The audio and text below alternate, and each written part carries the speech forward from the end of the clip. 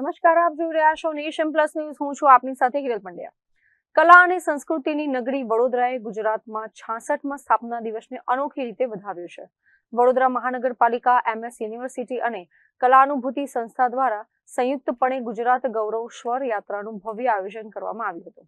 વડોદરાની ઐતિહાસિક faculty of performing આર્ટ્સના પરિસરમાં વડોદરાના અગ્રણી નેતા તથા ગુજરાત વિધાનસભાના મુખ્ય દંડક બાળુ શુક્લના માર્ગદર્શન હેઠળ કલાનુભૂતિ સંસ્થા દ્વારા ગુજરાત ગૌરવ સ્વર યાત્રાનું આયોજન કરવામાં આવ્યું હતું.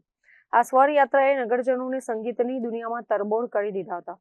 આ પ્રસંગે વૈષ્ણવાચાર્ય પરમ પૂજ્ય દ્વારકેશ લાલજી મહારાજ, વિધાનસભાના મુખ્ય દંડક બાળકૃષ્ણ શુક્લ અને સાંસદ ડોક્ટર હેમાંગ જોશી તથા વડોદરા શહેર ભાજપના પૂર્વ અધ્યક્ષ વિજય શાહ સહિતના મહાનુભાવો ખાસ ઉપસ્થિત રહ્યા હતા. મ્યુનિસિપલ કમિશનર, પોલીસ કમિશનર અને MS યુનિવર્સિટીના VC ડોક્ટર ભાલચંદ્ર ભણગેએ પણ આ સંગીત સંધ્યાને માણી હતી. આ પ્રસંગે પૂજ્ય દ્વારકેશ લાલજી મહારાજે આશીર્વચન પાઠવતા જણાવ્યું હતું કે કલા એ ઈશ્વરને પામવાનું માધ્યમ છે. કલાનુભૂતિના માધ્યમથી કલાની પ્રસ્તુતિ કલાનગરી વડોદરામાં થાય એ આપણા બધા જ માટે ગૌરવ, આનંદ અને સ્વાભિમાનનો વિષય છે. ગુજરાત ગૌરવ દિવસ જ્યારે ઉજવીએ છીએ ત્યારે 3 પરિભાષાઓ આપણું સાહિત્ય આપણને આપે છે. એક સન્માન, એક સ્વાભિમાન અને એક ગૌરવ. સન્માન વ્યક્તિની ક્ષમતાઓના આધારે પ્રાપ્ત થયેલું, અચીવમેન્ટ્સના આધારે પ્રાપ્ત થયેલું એને ગુરુ છે, સન્માન છે. સ્વાભિમાન જેમાં ગુરુ કૃપા અને રાષ્ટ્રભક્તિનું સંમિશ્રણ હોય એને સ્વાભિમાન કહેવાય છે. અને ગૌરવનો અર્થ તે થયો કે જે આપણા પૂર્વ પુરુષોએ કરેલા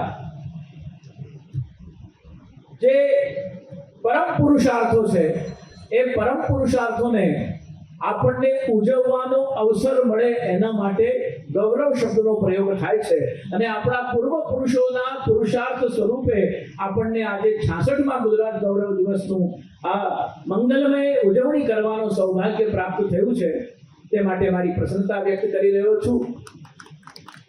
જાણીતા કવિ અંકિત ત્રિવેદીના કુશળ સંચાલન હેઠળ વડોદરાના ખ્યાતનામ ગાયકો અચલ મહેતા, રવિ નાયક અને સનત પંડ્યાએ પોતાની કલા રજૂ કરી હતી. તો બીજી તરફ યુવા ગાયકો કાવ્યા લિંબે, સ્વરિત કેલકર અને મહર્ષિ પંડ્યાએ ગુજરાતની અસ્મિતા અને પરંપરાને જીવંત કરતા ગીતો તેમજ ગરબાની રમઝટ બોલાવી હતી. મોટી સંખ્યામાં ઉમટી પડેલા વડોદરાવાસીઓએ આ સંગીત મઢી સાંજને તાળીઓના ગડગડાટથી વધાવી લીધી હતી. આ વિસ્તારના લોકપ્રિય ધારાસભ્ય અને વિધાનસભાના દંડક આદરણીય બાળકૃષ્ણ શુક્લજીના પ્રેરણાથી વડોદરાના જે કલાનગરીનું બિરુદ છે એ જળવાઈ રહે એ માટે કલાનુભૂતિના માધ્યમથી ઘણા પ્રયાસો થતા રહેતા હોય છે.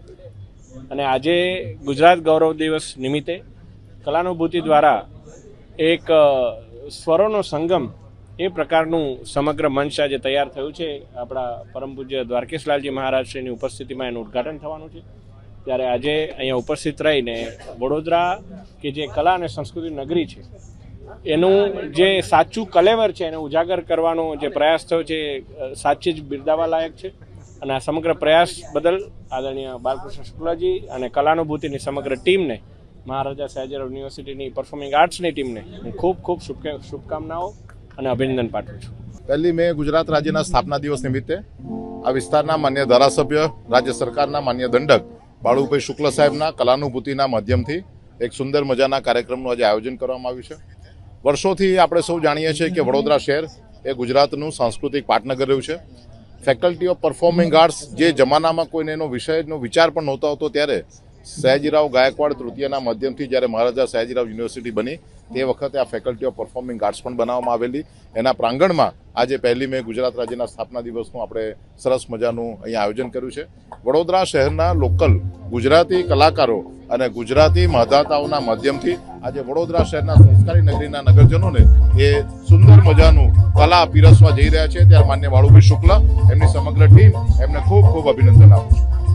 કેમેરામેન નવનીત પરમાર સાથે Chirag Patel, Nation Plus News, Vadodara.